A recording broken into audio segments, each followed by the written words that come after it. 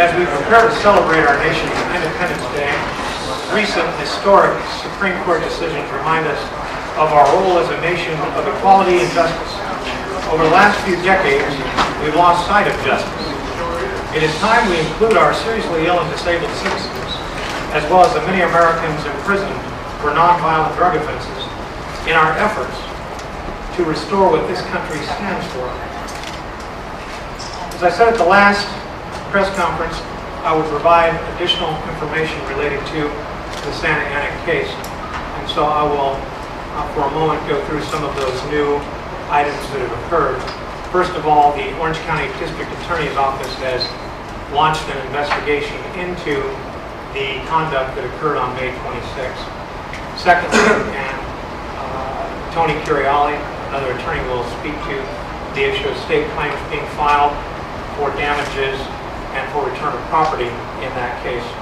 Additionally, we have uncovered footage from the May 26th raid showing definitively from comments made by the officers and uncovered actually by the OC Weekly that they were in fact using marijuana edibles while on during the raid.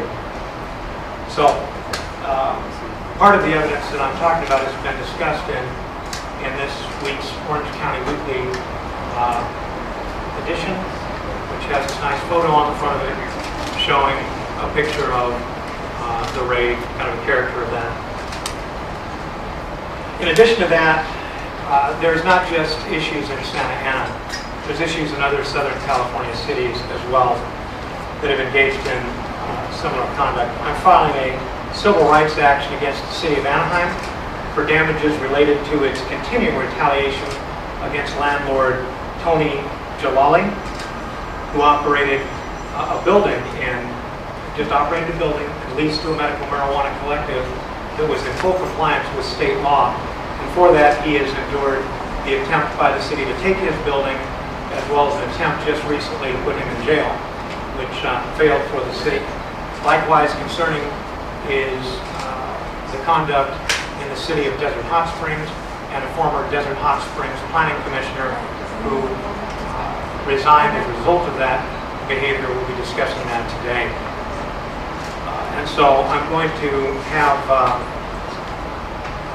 Steve Downing speak, and then we have several people that will give short 2-minute statements followed by questions and answers. Good afternoon. I'm Stephen Downing. I'm a retired Deputy Chief of Police for the Los Angeles Police Department. During my time there, I commanded the narcotic enforcement program. And during that time, I learned that our war on drugs is a complete failure. Today, I am on the National Executive Board of the organization known as Law Enforcement Against Prohibition, LEAP, an organization of criminal justice professionals and supporters numbering 150,000. And we try to educate the public through our programs as to the fact that the harms of the war on drugs are greater than the harms of the drugs themselves, and that we need to end prohibition.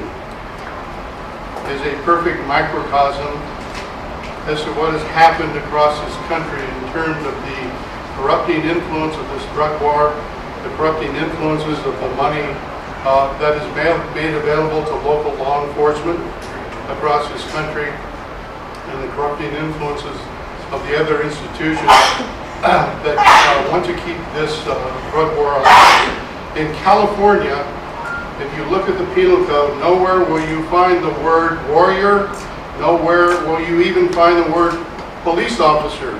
You will only find the word peace officer, and we have forgotten that. We have forgotten the Pelian principles. This raid has tainted my profession.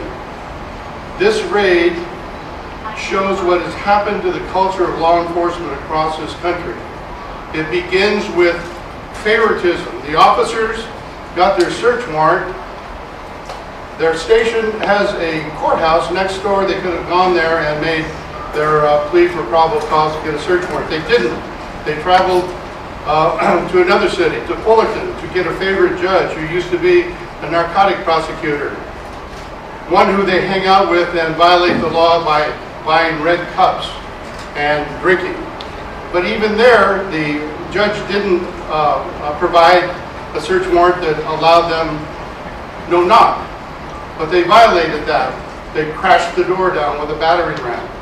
They entered this location to enforce a city ordinance, a misdemeanor city ordinance, an inspection, like you would inspect a barber shop or a beauty shop or a restaurant. But they entered with battering rams. They entered with their guns very dangerously pointed at people like Carla. And then once they took the people out, the only persons that they let go was Carla, after holding her for a while. Everybody else they took down and booked and put in jail and held them in communicata. I believe that Marla, I'm sorry, Marla. I believe that Marla was just too much trouble for them to take to a special jail and handle in an appropriate way. Then when everyone was out, one of the officers makes a statement, okay, let's take this place apart. Let's damage this place. Let's damage these cameras and make the boss happy. I have to ask the question, who's the boss? I don't think it would be the chief of police. So who's the boss? I hope you can find that out one day. And then the resources involved in this place, all of those police officers and all the firemen that they brought in to spend hours and hours, those are public safety resources that are being squandered. That is what this drug war is doing to us. And then the officers themselves, one saying that she wished she could have kicked a woman in a wheelchair in the nub. Well, I think she might have done it had she still been there after they destroyed all the cameras that they thought they were going to destroy. That's the danger of those kinds of attitudes. That's the danger of that kind of culture. And then they stuff their faces with medical marijuana. Number one, illegal for them, against their department policy, against their profession. And number two, somebody else's property. So this is what's happened. This is what's happened to the culture of law enforcement because of this war on drugs. Because in this state, medical marijuana has been legal for over 20 years. And nobody has gone to bat to make it work for the patients that need it. Finally, in Sacramento, maybe something is happening. But look what's happened to law enforcement. You don't have peace officers in your communities anymore.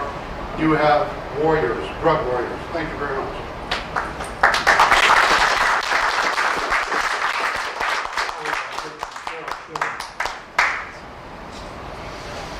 Thank you all for coming. My name is Cheryl Shuman. It's spelled CHERYLSHUMAN. I would like to first of all thank all of the media members here that came today. I just found out about this late last night, got the call from Rolland and then from Sergio and then from Ned and like 5 other people all within like 30 seconds of each other. And you know, I'm the founder of Beverly Hills Cannabis Club. I'm the executive director of Moms for Marijuana. We have over 1 million followers, but most importantly, I have a personal relationship with Marla James, and we've been on the front lines for 8 years now. And what really blows my mind about this whole thing is while people are in Denver celebrating millions of dollars of revenue and taxes, and while people are making millions of dollars off this plant, there are still people going to jail for this. It's insane. When I hear about a warrior like Marla or like Shona, these are women that are very well known, extremely well respected activists in our community, in our world. And they have stood up and risked everything, losing their homes, their children, their jobs, their families, everything that they've ever worked for, just for this plant. And they're doing it not just for this plant, but for all of the people that it can help all around the world. And the most important thing that I hope that you get out of this conference today is the fact that the drug war is not over. And as long as people are still going to jail for this plan, as Joe Grumbine has said a million times with the human solution, this man has been on the front lines as well. And when someone is arrested, he is there for court support, because a lot of times when you get busted, the world stops caring. And we have to start caring. We have to bond together. We have to tell these stories.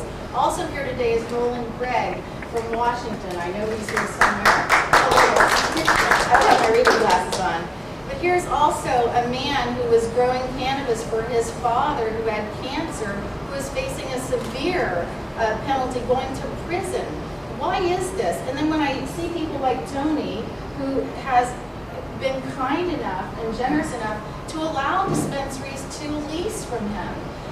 One of the things that you'll find about this industry is almost every single person in this industry has gotten into it because of a personal issue that they've had either with their health or with someone that they've loved, and that this plant has helped. And you know what? This plant is such a miracle plant. It can heal a multitude of illnesses. It can heal our economy. It can save lives. But we can't keep putting people in jail for it. So I am thrilled that we have such amazing activists like Shona here to speak about this. You have to hear her story. We have to get her child back, because it is wrong to rip a child out of a good mother's hands. And we have to fight.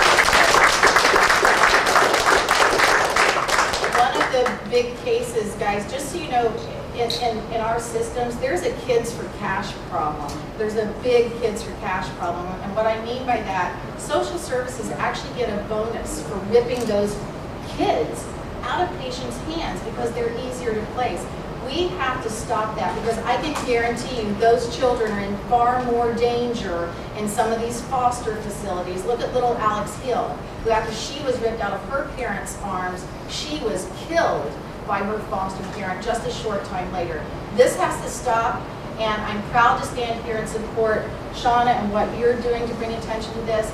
With Moms for Marijuana, we're fighting for women constantly, so please, I urge you, and even though this is a local thing with Santa Ana, I urge you to include Shona's story and Rolland's stories from these other states, and also Joe Grumbine, who has been there at the front line, standing up for patients and standing up for people who've been wrongly accused, and also for people who are being put in prison for a non-violent criminal act. Let's save that money. Let's take that money out of the prisoners, the prison's hands, and let's put it into schools and after-school care programs that we need.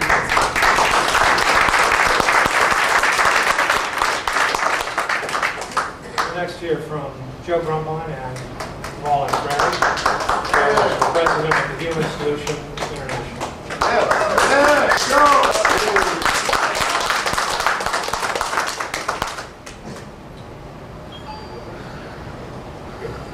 I want to thank everybody for being here. It is extremely important that these stories are getting this sort of attention.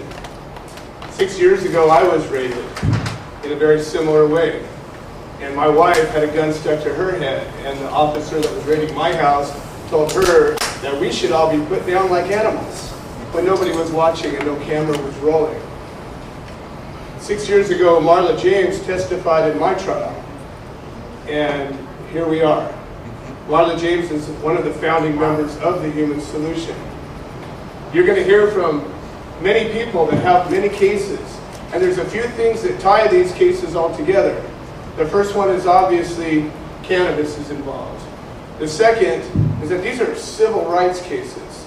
Every single one of these, whether a child's been taken, whether a home or a business has been raided, we're talking about major civil rights violations over the possession, transportation, and distribution of a plant that heals people. And the third thing that we're dealing with is the courage of a few individuals willing to stand up. 97% of all cases are settled in plea deals. They never go to court, they never go to trial. And I can assure you today, I would be serving a prison term if it wasn't for the courage of the people that were willing to stand up. And when we hear from Shona, when we hear from Rolland, and we hear from some of these other people that are involved, the one thing that makes the difference is when the people know about these cases, number one, and when they're willing to stand up and say enough. All of these lawsuits and these actions that we're taking are huge steps. But the one thing that's got to happen before this is over is the federal law and the federal position needs to change, and it's not going to change until the public sentiment changes. That's what this is necessary to do. So thank you very much for being here. Thank you, Joe. Good, Joe, thank you. Yeah, so we have been experiencing the wrath of the federal government since 2012 when, my family's called the Kettle Falls 5.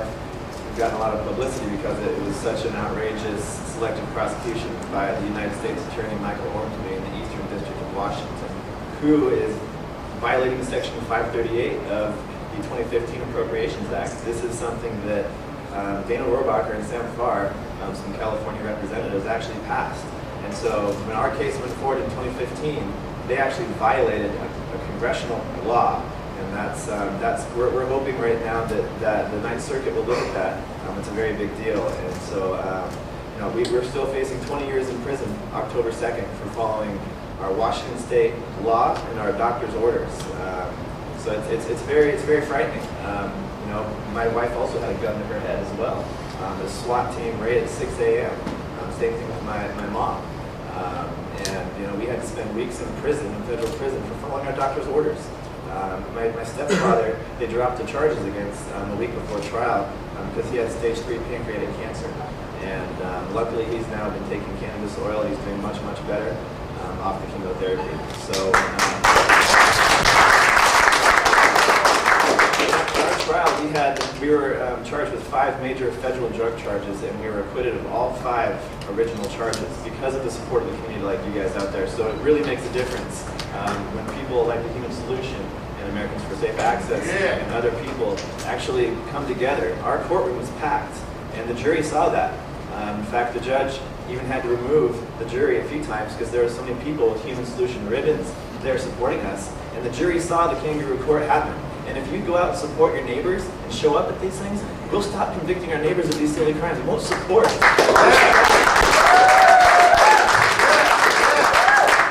You just got to show up and help your neighbor, because then the police department will not be supported. They will be shamed like they should be. They should be ashamed of doing things like this to people who are medical patients, taking their medicine away and throwing it around and breaking down doors.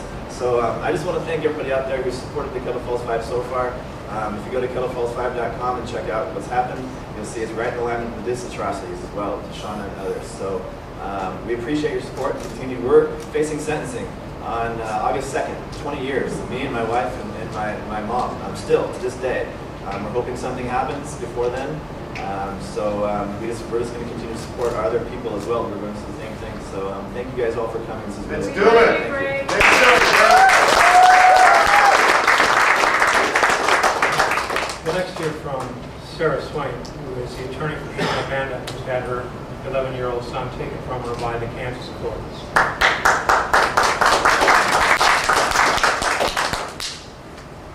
Thanks for being here today. I think we can all agree on one thing at this moment, and that is that 2015 is the year for the insanity that is known as the war on drugs to end. And we are all standing before you today because we have picked up our swords and we are not going to stop fighting until we have really It is the time today, tomorrow, next month. It is time for the insanity to end. And let's call the war on drugs what it really is. It is a war on poor people. It is a war on minorities. And really, it's a war on the disenfranchised in this country. That's what it really is. And so the drug warriors, as Mr. Downing spoke of earlier, they're really just people that are picking on the little guys.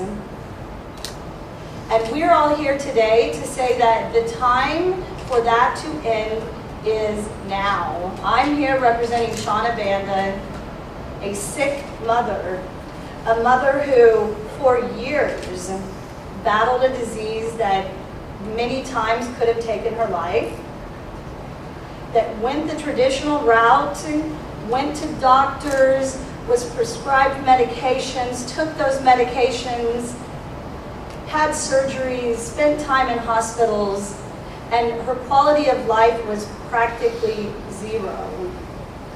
She was parenting her 2 small children from a couch because traditional medicine, not only did it not cure her, it didn't even allow her to function on a daily basis in a way where she could get off the couch and play with her children and take them on trips and go to the park. And these aren't big things that we're talking about. These are the little things in life that Shona was completely unable to participate in with her own children. And it was only when she discovered cannabis oil and began using it that her disease was put into complete remission within days. Within days of beginning the use of cannabis oil, Shona's life changed immediately. She was able to regain her strength.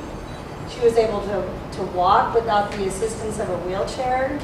She was able to play with her children, have what we all deserve to have, which is a normal family life where we get to love and be loved by our families. And what the federal government in this country has done, is that it has put every single parent, whether you're a sick parent or the parent of a sick child, our government in 2015 makes those people make a choice. Am I going to take my medicine that can keep me alive so I can be here to raise my children? Or am I going to follow the law? Or in an even more horrific circumstance, am I going to give my child this medicine that could save my child's life? Or am I going to follow the law? It's a choice that no parent should ever have to make. And yet in the state where I live, where Shona lives, that was the choice that she was forced to make. And as a result of her choosing to take the safest, most natural medicine that our world has ever known, her son was ripped away from her and placed in state custody. Her house was raided. She has now been charged with felony crimes that can send her to prison for more than 30 years, which is, let's be honest, a death sentence. 30 years in prison is essentially a death sentence for a healthy person. It certainly is a death sentence for someone that needs their medication to survive. Hopefully, we will change that, and we will change it sooner rather than later. It is time for our country to step up to the plate, to do the right thing, to change these laws. Marijuana is not a Schedule I drug. Our government currently views it as a Schedule I drug, with one of the requirements for a substance to be a Schedule I drug that it have no medicinal benefits. This is medicine that cures cancer. This is medicine that keeps people from having seizures. This is medicine that saves people's lives that suffer from Crohn's disease, as Shona Banda does. This is medicine that turns back the clock on ailments, horrible, horrible ailments like Alzheimer's disease. It is time for the federal government to reschedule marijuana. It is not a Schedule I drug. And with the stroke of a pen, that can be accomplished by our president, by our Attorney General, and the time to do that is now.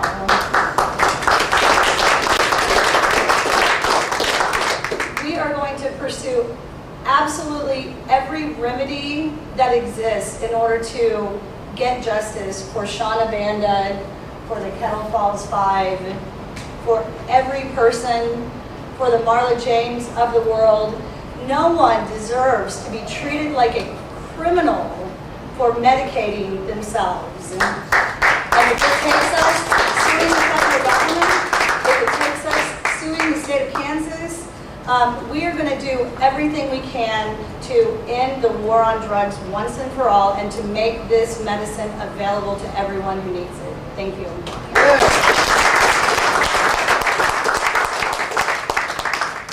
Now we'll hear from attorney Anthony Curiale, who has filed the state claim against Santa Ana.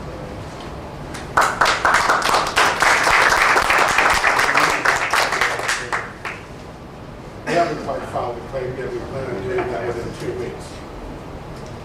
I think one inescapable conclusion that has come from the raid in Santa Ana is that the conduct of the police officers was despicable. And I think that's an appropriate word. The conduct stems from a culture of arrogance.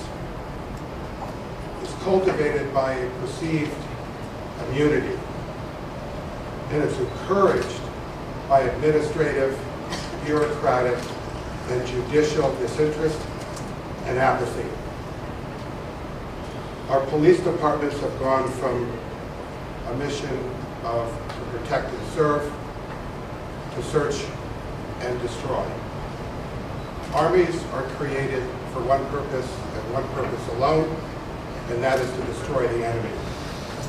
We have turned our police departments into microcosms of armies.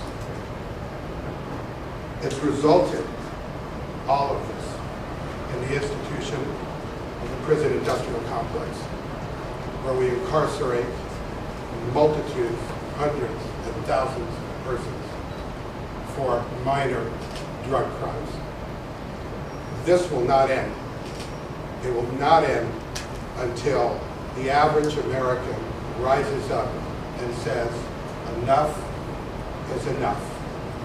It's a very small step from a secured state to a security state. And that is where we are headed with this war on drugs. We are going to file a claim against the city of Santa Ana for multiple tort actions, which include deprivation of civil rights, intentional infliction of emotional distress, false imprisonment, and other things. We are going to be asking for substantial damages, not to enrich the individuals that were harmed by the raid, terrorized by the raid, where property was destroyed unnecessarily. It will be to punish the city, the police department, and the individuals in the place where they hurt the most, and that is the pocketbook. And the only way to send a message is for them to pay substantial damages, not de minimis damages, to those that were harmed by the raid. Thank you.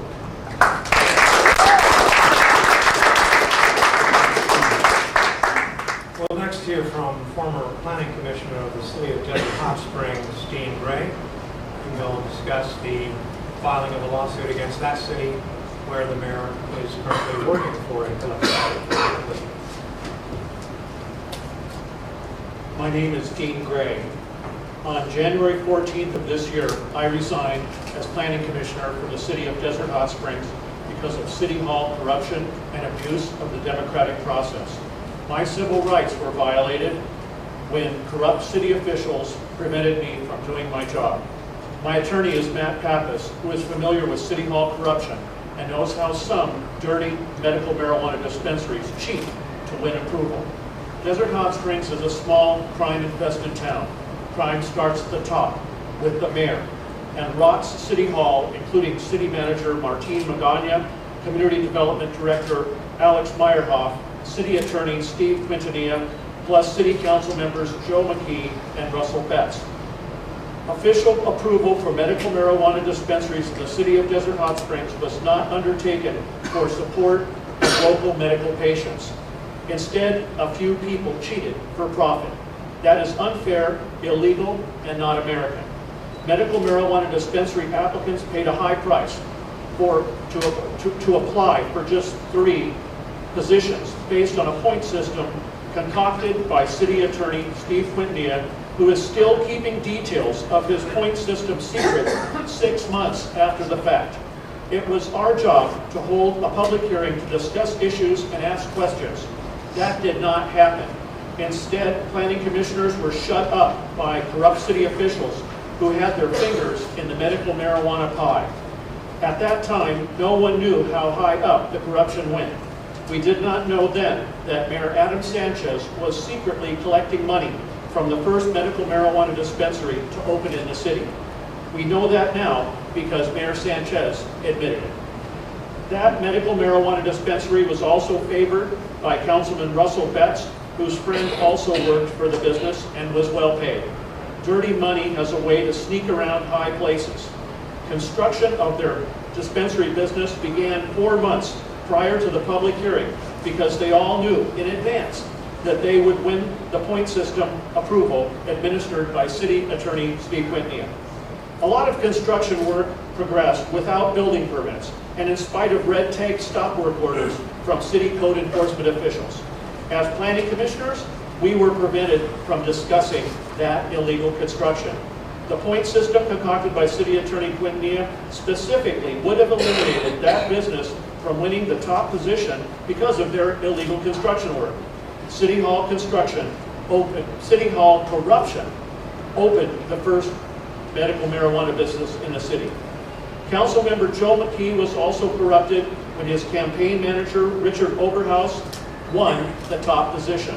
At that time, it was also a secret that Richard Oberhaus was involved in the marijuana business. Because Commissioner Parker tried to ask questions, Councilman McKee fired the commissioner from the Planning Commission. Prior to the meeting, Oberhaus phoned me to try influencing me and was told to take a hike. One other dispensary business also raises questions. The Brown Dog dispensary was approved by City Attorney Quintanilla, despite the fact the location of the business was just 300 feet away from a church school where hundreds of kids attend classes every day. California state law requires medical marijuana dispensaries to be located more than 600 feet away from K through 12 schools. Planning commissioners were prevented from asking questions about this business. When planning commissioners can't ask questions at public hearings, the democratic process is cheating. My civil rights were violated when corrupt city officials prevented me from doing my job in the city of Desert Hot Springs. Legitimate medical marijuana dispensaries intending to serve patients were cheated by City Hall corruption. It's no secret that I'm a medical marijuana patient, and my attorney is Matt Pappas.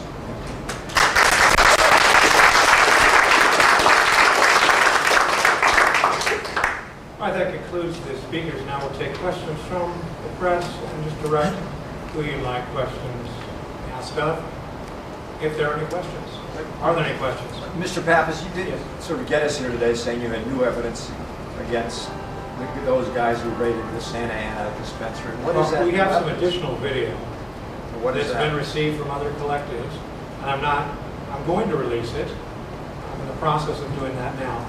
So there are raids in additional collectives where we see officers eating edibles and engaging in the same types of activities that we saw on the 26th, and some new types of games that they're spinning a lottery type of wheel and playing that in the collective. So that is some of the new evidence. Additionally, the issue of the district attorney coming and looking at things has come up, as well as when you review the article published in the weekly, you'll see additional information concerning. Yes, and the department said they're not going to. And they're asking about the flavors as well. So, any other questions? Well, the police are also complaining that you've not given them the tapes in their entirety. Well, I'm giving you today the camera 1 and camera 2 complete raw footage. And I have an email in the package of materials back there from Sonia Carvalho, the city attorney, dated I think June 8th, acknowledging that she's received the raw videos. So I'm not sure what the police are talking about. Because that email's back there, it's from her to me acknowledging receipt of 3 of the raw videos. So, Mr. Pappas, in terms of the quantity of the video, did you give the entire 9 hours or whatever it was worth of video, every single part of the video? I did. I gave them every single, I gave them the original DVR data with the software you use to review it. That's available for you here today as well on DVDs. You know, when you say that the police department isn't testing the officers that took part in the raid, I mean, do you know that for sure that those officers have not been tested? Well, they've said it to you, to the news. And so I will have to believe what the police spokesman is saying, what the chief has said. And you would think they'd test them given the serious nature of this issue. They told us unless the supervisor sees them eating, they won't test. So, I mean, Chief Downey, you can speak to this. Yes. You know, when you have an operation that takes place over 9-10 hours, chances are the officers are going to bring their own food there, right? I mean, what's the odds of them having their own protein bar? Well, You need to look at the tape. I would You think need to that look the, at what they're eating and how they're eating it and what they're talking about. You will understand. You'll come to the same conclusions as we did, as they're joking around and playing and eating the chocolate. They're all eating chocolate. I'm just trying to get to the truth. from the standpoint of a police administrator,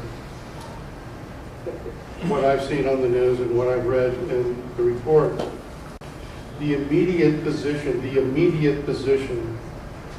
of the Santa Ana Police Department and their spokesman was to be defensive. In spite of the film that they had, they still had to say, oh, we haven't seen it all. But they saw a lot of film that amounted to misconduct. But they took a defensive posture. Rather than saying, we are concerned about professional behavior among our professionally trained, hired, screened police officers.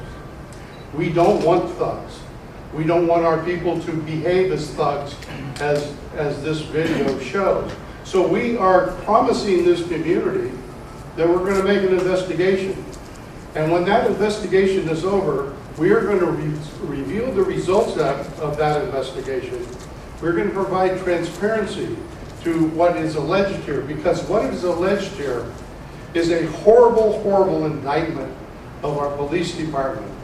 So when we get down to nitpicking whether the chocolate they had was something they brought along, I have never participated in a raid where I brought my lunch. I don't brown bag when I go on a raid. You just don't do it. You go on a raid with in the intention of gathering evidence, doing a professional job. If you're going to take a lunch break, you're going to go someplace else.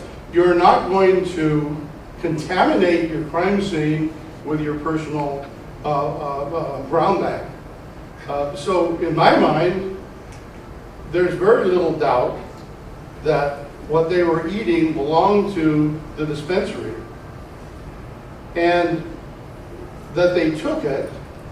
And in my mind, if I was the chief of police, I would want to investigate that. Now, most police departments, I think all police departments, have random drug testing. So why would they say, we're not going to test these officers in light of these major allegations of misconduct? So I hope that answers your question, yeah. And there are plenty of places to eat all around the collective. Mr. Pappas, can you kind of tell us about the video that you're going to give us today? I mean, we have some, well, the video that you have today is the raw video from the May 26th raid. We're going to release in the next day or so, only because of technical issues with me doing it, footage from additional raids that we've obtained. So those additional raids, if that's what you're asking about, show similar conduct. In one of them, police officers are spinning a wheel instead of playing darts, for instance. They're eating things again, and it seems to be the same officers, or mostly the same officers, involved in, for instance, that raid. Yes? Matt, is there drug testing in police departments on a regular basis, or do they check for steroids use? Or is it done after shootings, or do they not drug test them at all? I'm not able to answer that question. Perhaps Nick Morrow. Nick, could you come up here, please? Nick is a former Los Angeles County Sheriff's deputy. He's an expert on the LA County Superior Court. Can you address that issue, please? Every law enforcement agency has random urine testing, testing for cause, testing for suspicion. So whenever a significant complaint comes in, there's a process by which supervisors can initiate that whole process. So it occurs in most any agency.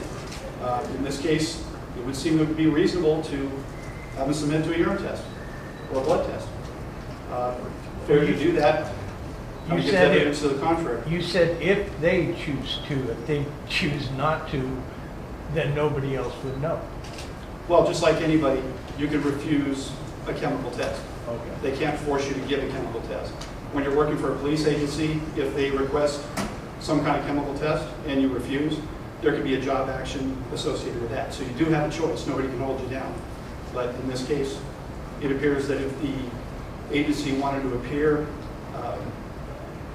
ethical and thorough in their investigation, you would think that'd be the first thing they do. The longer they wait, the easier it is for that test to come up negative. Why do they always seem to come out with their evidence right after a crime when it seems like they're trying to protect and cover their butts, but yet when the public asks for something of evidence that went down, they'll say, well, we can't release that evidence. They pick and choose what they release to the public and how they show to perceive themselves is the way I see it. On the legitimate side, there are certain things that are employee issues where releasing medical records or particular records are prohibited or has to be approved by the person being tested. On the other side of that issue would be that the image of the law enforcement agency takes precedence over the public's knowledge, the public's right to know. Well, that's what they're a lot. They say we can't release because it's an ongoing investigation, but yet at the same time, if they need to make somebody look bad because of what they've done, they have no problem in releasing particular information about the subject. And it appears exactly correct. The person that has the information can decide whether or not they want to give it to you. All right, thank you. All right, let's go to the next question. Yes? Would you like, Tony? The Orange County District Attorney's Office is conducting an investigation into the criminal conduct of the police officers. Whether or not they've been drug tested possibly is a question you should direct to the Orange County District Attorney. If they've been drug tested, if they haven't, why not? That's a question perhaps you should address to them. I will say this. Perhaps destruction of property and terrorizing medical marijuana patients is not as glamorous or as sexy as police officers eating edibles. But that's what happened that day. Destruction of property and terrorizing medical marijuana patients. The search warrant did not call for, and I've looked at it, the search warrant did not call for the destruction of property. And the videos that have been released so far, irrespective of whether you've seen all of it, clearly shows police officers breaking down a door, coming in with assault rifles, and destroying property. This is unequivocal evidence. It's indisputable.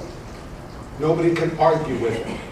I don't think you need to see 16 hours of videotape in order to verify that these police officers came in and did what they did. It wasn't called for. And it wasn't called for by the search warrant, by the way. If you get a hold of a copy of the search warrant, you will see what they were supposed to be looking for. Now, violation of a municipal code is a misdemeanor. If anything, Sky High possibly would be operating in violation of a municipal code, which is a misdemeanor. Yet the search warrant claims that the officer went before a judicial officer and claimed that a felony was being committed by Sky High. We have not seen the affidavit underlying the search warrant, but I sure would like to know what felony they were committing, because they had articles of incorporation, they did have a seller's permit, and for all apparent purposes, they were operating according to the Medical Marijuana Program Act and the Attorney General guidelines. So if these officers went to a judicial officer and did not disclose to that judicial officer that this operation possibly was in compliance with state law, then they misrepresented and withheld valuable information from the judicial officer to sign that search warrant, which was a direct result of these officers coming in and breaking down a door. Also, knock and notice. Officers are required, unless they get a waiver, to knock on the door, announce their presence, and demand entry. You would have opened the door. This door was open. You can see from the video, there was no knock and notice. They broke down an open door. The focus on this investigation, I can understand why police officers eating edibles may be glamorous for the video. But the more important thing here is the destruction of property and the terrorization of citizens, which I believe is more serious for all of us and all of our safety than police officers eating medical marijuana edibles.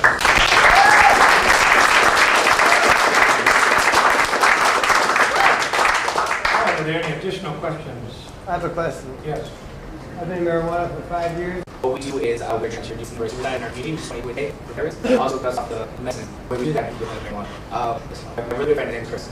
He was just arrested in Orange County for 4 baby pranks, and he was arrested with his family in the car in a church preschool parking lot. Unmarked officers and guns drawn on him and his kids.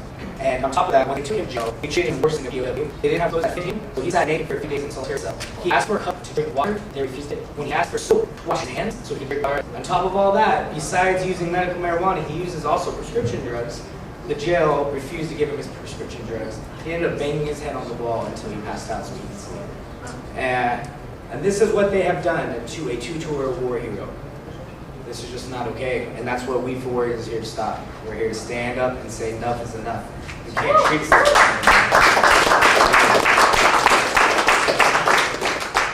All right, do you have any more questions? All right, thank you very much for coming. Thank you.